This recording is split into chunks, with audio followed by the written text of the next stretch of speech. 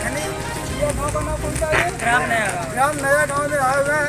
ये है यहाँ पर हमने देखा है बहुत ज़्यादा, तो सबसे ज़्यादा यहाँ पर हर गांव में ज़्यादा से ज़्यादा बुद्ध कथा हमें देखने को मिलती है। पर इसका कारण क्या है यहाँ पर? और कहीं कहीं हम जाते हैं तो हमने देखा जैसे रामचरितमानस और अखंड और ये कहानियाँ जैसे लोग सुनाते हैं। तो आज यहाँ पर सबसे ज़्यादा सबसे मानने वाले हमारे प्रिय भाई साहब हैं, इनसे जानकारी लेंगे। सर आपका शुभ नाम क्या है? इंद्रपाल कुशवाहा। आवाज़ तुझे जाते नहीं? हाँ, मैं बाबा नहीं जाते। इंद्रपाल कुशवाहा जी। जी अच्छा सर, ये बताइए आप किस गांव से हैं आप? मैं इसी गांव का निवासी हूं, ग्राम नया गांव, पोस्ट भरखनी, जिला हरदोई, उत्तर प्रदेश, भारत का रहने वाला हूं। अच्छा सर, ये बताइए यहाँ पर जो कथा है इसका मतलब क्या है? इसका ये जैसे भाई साहब हमारे ये डाले हैं, जिसमें हमने कई जगह देखा है बहुत लोग ये लाल रंग डाले, लाल रंग का कपड़ा जो है गमछा डाले हैं, जैसे भाई साहब हमारे सफ़ेद रंग का गमछा डाले हैं। हाँ, कोई तिरंगे जैसा झंडे पर हमने, इसका मतलब आप हमें बताइए सर। जी बिल्कुल, आपको याद होगा कि हमारे भारत देश में कभी 563 ईसा पूर्व में तथागत गौतम बुद्ध हुए थे, जिन्होंने पूरी मानवता के कल्याण के लिए उन्होंने पंचशील के सिद्धांत दिए हैं। जो आप पूछ रहे हो ये क्या है, तो ये तथागत गौतम बुद्ध के बताए हुए 5 शील हैं, तो इसको पंचशील कहा जाता है। वो पंचशील इसी को कहते हैं? जी जी जी। तो आप ये बताइए सर, जैसे आप राम को मानते हो या भगवान बुद्ध को मानते हो? मानना एक अलग विषय है और जानना एक अलग विषय। हाँ, यही तुम जानना चाहिए। जी, कोई कुछ मान रहा है, कोई कुछ ना मान रहा है, लेकिन हमारा ये मानना है कि सत्य की कसौटी पर जो चीज़ खरी उतरे उसी को मानना चाहिए, अन्यथा उसको नहीं मानना चाहिए। जी, वैसे हम जैसे देखते हैं जैसे राम का नाम तो जैसे बहुत ज़्यादा बच्चा के मुख पर जैसे देखने को मिलता है, पर भगवान बुद्ध का ही नाम क्यों रखते पीछे, इसमें आप बता सकते हैं? उसका कारण ये है कि बुद्धिज़्म को जिस तरीके से भारत में मिटाया गया, कुछ काली मानसिकता के लोगों ने उनके इतिहास को मिटाया है।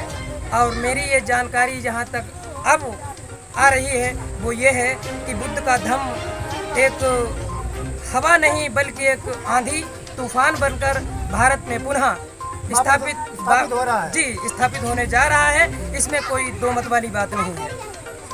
जैसे बहुत से लोग हम देखते हैं, जैसे रावण को लोग कहते हैं जैसे राम बड़े हैं, उन्होंने रावण को मारा है, और जैसे भगवान बुद्ध ने क्या किया, उन्होंने सीता जी का जैसे हरण किया, अब वो बहुत बड़े जैसे भगवान है, और ये यहीं तक सिमट रहेगा। इस पर आप क्या करें कि कहाँ तक ये जानते हैं? देखिए सर, इसका भी एक कारण है। राम ने रावण को मारा, कृष्ण ने कंस को मारा, लेकिन बुद्ध ने किसी को नहीं मारा, बल्कि अंगुलीमाल एक हिंसावादी डाकू था, उनको मारा नहीं बल्कि सुधार दिया। तो हम जो है मारने वाली संस्कृति के समर्थक नहीं बल्कि सुधारवादी संस्कृति के समर्थक हैं। अच्छा ये बताओ सर, भगवान बुद्ध को हम मानते, भगवान बुद्ध का जन्म कहाँ पे हुआ? वैसे तो अब नेपाल में है, लेकिन पहले भारत का ही हिस्सा था। भारत का जी जी। अच्छा ये बताइए, जैसे आपके ही सब समाज के लोग हैं?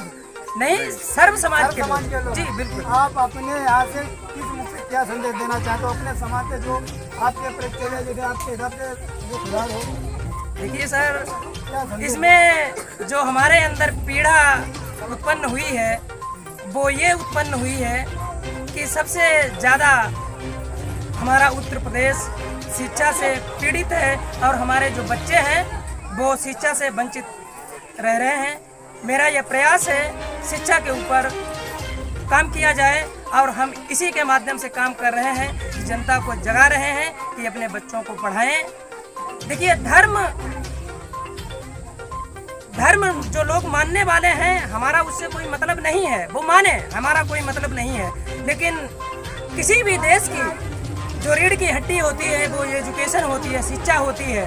जब हमारे देश में शिक्षा ही नहीं होगी तो फिर हमारा देश किसी काम का नहीं है। एक समय वो था जब भारत विश्व गुरु कहलाया जाता था, और आज तो किसी भी हालत में नहीं है। और हमारे देश के जो बड़े बड़े नेता हैं, बड़े बड़े लोग हैं, उनके बच्चे जो विदेश में पढ़ते हैं और वो कॉलर झाड़ते हैं, सीना तान ठोकते हैं कि मेरा बेटा अमेरिका में पढ़ रहा है या इंग्लैंड में पढ़ रहा है, ये शर्म की बात है, बल्कि गर्व की बात नहीं है। हाँ दादा आप अपना परिचय बताइए। दादा आप बोलिए। राजेश कुमार कुशवाहा, पाली, निजामपुर, नमो बुद्धाय ट्रेडर्स मेरा प्रतिष्ठान है। कहाँ से? पाली पाली में। जी। आप भी भगवान बुद्ध के अनुयायी हो? मेरा नमो बुद्धाय ट्रेडर्स रजिस्टर्ड फर्म है। रजिस्टर्ड फार्म है।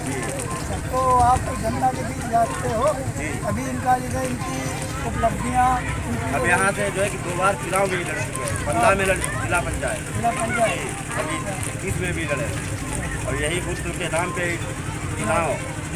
आपको क्या लगता है ये बुद्ध का विचार आप जैसे घर घर गाँव गाँव जैसे लगा तो कुछ बढ़ रहा है या कम रहा है? हमें लग रहा है बुद्ध विचारधारा बहुत आंधी तूफान जैसी बढ़ रही है और जिसके पास बुद्ध विचारधारा आ जाती है, सामान्य परिवार भी उसका 50,000 रुपया साल में बचत ऑटोमेटिक शुरू हो जाती है। वो कैसे? वो अंधविश्वास, बुद्ध की शिक्षा अंधविश्वास से दूर भगाती है। अंधविश्वास क्या है? अंधविश्वास, मूर्ति पूजा, ढोंग, पाखंड, पूर्णिमा जाना, गंगा जी स्नान जाना, ये सब जो अंधविश्वास है। ये अंधविश्वास है? जी जी। अरे बहुत से लोग ने पूजते हैं दादा। अब जो अशिक्षा की जब शिक्षित हम हो, जब हम शिक्षा की तरफ भागेंगे, बुद्ध के मतलब बुद्ध एक राजकुमार सिद्धार्थ शुद्धोधन के पुत्र थे। जब उनको ज्ञान प्राप्त हुआ, जब बुद्ध कहलाए। आप कह रहे हो शिक्षा की वजह पर मैंने देखा है पढ़े लिखे BSc BEd लोग मूर्तियाँ पूजते काबिल होते हैं। आप कह रहे हो शिक्षा की वजह तो उनको जो है उनके अंधविश्वास इस चीज़ का भरा है। पढ़े लिखे हैं, बुद्धिजीवी बनते हैं और सोचते हैं कि मान लो हमें पूजा से ही नौकरी मिल गई है। अगर उन्होंने BSc न की होती, BEd न किया होता तो मास्टर कैसे हो जाते? तो बहुत लोग कहते हैं हमें भगवान ने दिया है। अरे भगवान अशिक्षित व्यक्ति को क्यों नहीं जो है कि मास्टर बना देता है? आप तो यही पूछते हैं। अशिक्षित व्यक्ति को भगवान बना दे, जो है कि मास्टर बना दे, SDM जो है बना दे, DM। अच्छा आप पहले कभी बने थे? पहले भी नहीं बने थे। तो शिक्षा मिलेगी, शिक्षित होंगे, जब कक्षा 1 पास करेंगे तो कक्षा 1 लायक बनेंगे, इंटर पास करेंगे तो इंटरमीडिएट कहे जाएंगे।